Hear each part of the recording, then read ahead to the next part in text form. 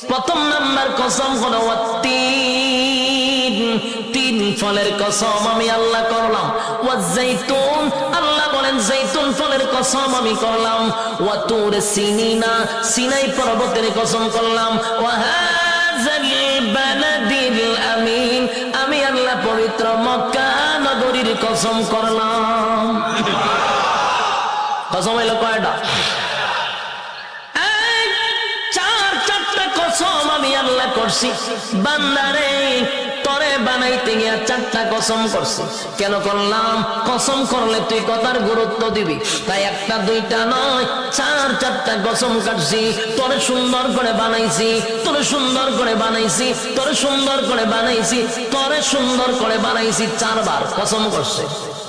চারবার কসম করে আল্লাহ বলেন লাকাদ খালাকনাল ইনসানা